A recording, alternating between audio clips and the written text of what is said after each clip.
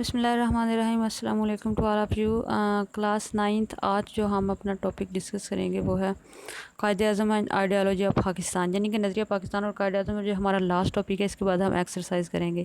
دیکھیں کہ تاریخ میں کچھ ایسی شخصیات بھی ملتی ہیں جنہوں نے اقوام کی تقدیر کو ہی بدل کر رکھ دیا۔ اب قائد اعظم محمد علی جناح برصغیر کی ان شخصیات میں سے ایک تھے جنہوں نے برصغیر کے مسلمانوں کی تقدیر کو بدل کر رکھ دیا۔ قائد اعظم محمد علی جناح نے دو قومی نظریے کے زبردست حامی تھے، یعنی کہ انہوں نے دو قومی نظریہ جو تھا وہ پیش کیا اور ہر لحاظ سے مسلمانوں کو اعلیٰ کا درجہ دیتے تھے۔ آپ نے اس سلسلے میں فرمایا کہ قومیت کی جو بھی تعریف کی جائے، مسلمان اس تعریف کی روح سے الگ قوم ہے۔ وہ اس بات کا حق رکھتے ہیں کہ وہ اپنی الگ مملکت قائم کریں۔ مسلمانوں کی یہ خواہش ہے کہ وہ اپنی روحانی، اخلاقی، تمدنی، اقتصادی، معاشی اور سیاسی زندگی کی مکمل نشو و نما کریں اور اس مقصد کے لیے جو طریقہ بھی اپنانا چاہیں وہ اپنائیں۔ قرارداد لاہور 23 مارچ 1940 کو پیش کرتے ہوئے آپ نے خطبہ صدارت دیتے ہوئے فرمایا، ہندو اور مسلمان دو الگ مذہب سے تعلق رکھتے ہیں اور جو بالکل مختلف عقائد پر قائم ہیں اور مختلف نظریات کی عکاسی بھی کرتے ہیں۔ اب دونوں اقوام کے ہیروز، رزمیہ کہانیاں اور واقعات ایک دوسرے سے بالکل مختلف ہیں، لہٰذا دونوں قوموں کو ایک لڑی میں پرونے کا مقصد برصغیر کی تباہی ہے، کیونکہ یہ برابری کی سطح پر نہیں ہے بلکہ اقلیت اور اکثریت کے روپ میں موجود ہے۔ برطانوی حکومت کے لیے بہتر ہوگا کہ وہ ان دونوں قوموں کے مفادات کو مد نظر رکھتے ہوئے برصغیر کی تقسیم کا اعلان کرے، جو کہ تاریخی اور مذہبی لحاظ سے ایک صحیح قدم ہوگا۔ اب دیکھا جائے تو یہاں میں بھی قائد اعظم محمد علی جناح نے وہی بات کہی کہ دو قومی نظریے کی ہی وضاحت کی جس کے وہ حامی تھے۔ انہوں نے یہی کہا کہ مسلمان اور جو ہندو ہیں وہ الگ الگ قوم ہیں، وہ اکٹھے نہیں رہ سکتے، ان کے نارمز اور ویلیوز بھی بالکل ایک دوسرے سے مختلف ہیں، وہ اکٹھے زندگی گزار ہی نہیں سکتے۔ اور مسلمانوں کو تو پھر بھی وہ کہتے ہیں کہ مسلمانوں کی یہ خواہش ہے کہ وہ اپنی جو اقتصادی، معاشی اور سیاسی زندگی ہے اس کی جو اسلام کے اصولوں کے مطابق گزاریں اور ایک آزاد جو ہے ملک کے اندر رہ کر جو ہے اپنی زندگی بسر کریں۔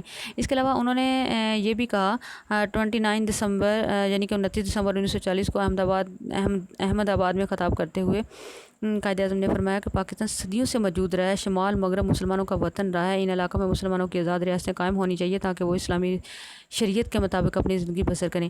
پاکستان بننے کے بعد آپ نے فرمایا کہ ہمیں پنجابی، سندھی، بلوچی اور پٹھان کے جھگڑوں سے بالا تر ہو کر سوچنا چاہیے۔ ہمیں صرف اور صرف پاکستانی ہیں، ہمارا یہ فرض ہے کہ پاکستان بن کر زندگی گزاریں۔ اس لیے آپ نے اقلیتوں کے مکمل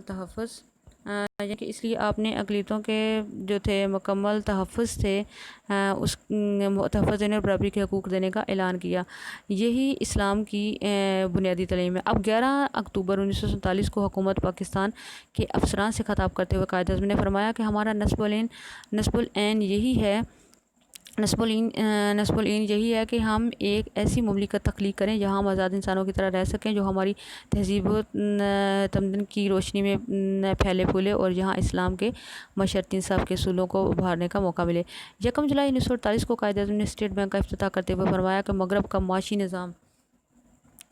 جو معاشی نظام ہے انسانیت کے لیے ناقابل مسائل پیدا کر رہا ہے اور یہ لوگوں کے درمیان انصاف قائم کرنے میں ناکام رہا ہے۔ ہمیں دنیا کے سامنے ایک ایسا معاشی نظام پیش کرنا چاہیے جو اسلام کے صحیح تصور، مساوات اور سماجی انصاف کے اصولوں پر مبنی ہو۔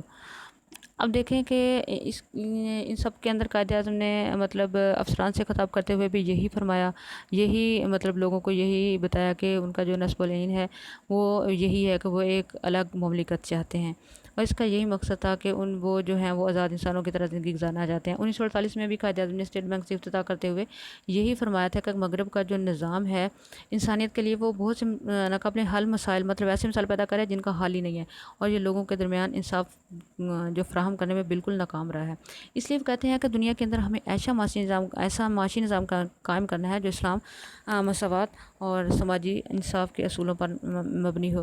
اب دیکھیں کہ قائد اعظم نے بھی اسی چیز کا درس دیا، یعنی دو قومی نظریے کی سٹارٹنگ ہی قائد اعظم نے دیکھا جائے تو لیکن ان کے علاوہ قائد اعظم مولانا محمد علی جوہر جو تھے انہوں نے 1933 کے اندر جو پیمفلٹ پیش کیا تھا، قائد پاکستان کا نام تجویز کیا تھا۔ علامہ اقبال کی اس کے اندر ہے، نواب محسن الملک کی ہیں، نواب وقار الملک کی ہیں خدمات۔ اس کے لیے جو برادرز دو تھے مولانا محمد علی جوہر، شوکت علی، ان کی بھی اس کے اندر بہت سی جو تھی خدمات تھی پاکستان کو بنانے کے لیے، لیکن قائد اعظم ان کا مین رول تھے جنہوں نے پاکستان کو بنایا تھا، اور دو قومی نظریے کی بنیاد پر ہی جو تھا ہمارا پاکستان جو تھا وہ وجود میں آیا تھا، اور اس کی دو قومی نظریے کی بنیاد اسلامی نظریہ حیات پر تھی، ٹھیک ہے۔ تو یہ اس کے اندر جو مطلب سٹارٹنگ سے وہی بات ڈسکس ہو رہی ہے، لاسٹ پہ بھی یہی ہے، دیکھیں لاسٹ پہ بھی یہی کہا گیا ہے۔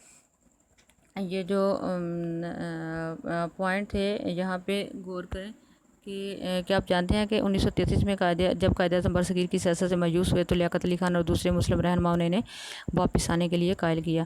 اب یہ دیکھیں کہ قائد اعظم نے کہیں بھی ہمت نہیں ہاری ہے، انہوں نے اس دو قومی نظریے کو جاری رکھا، قوم کو بھی ابھارا ہے۔ تو ان کا مین مقصد یہی تھا کہ اسلامی نظریہ حیات کی بنیاد پر پاکستان کو لوگوں کو جو مسلمان ہیں کیونکہ وہ ہندوؤں کے ساتھ نہیں رہ سکتے، ان کے لیے ایک الگ وطن کو جو ہے وہ بنایا جائے تاکہ وہ اسلامی اصولوں کے مطابق زندگی گزار سکیں۔ اور یہی وجہ ہے کہ آج اللہ کا شکر ہے کہ ہم مسلمان جو ہیں قائد اعظم کی وجہ سے ہی ایک ہم جو ہیں وہ اسلام کے اندر جو ہے وہ اسلامی اصولوں کے مطابق زندگی گزار رہے ہیں، اور ایک اسلامی نظریہ حیات کے مطابق آزادی کی زندگی بسر کر رہے ہیں۔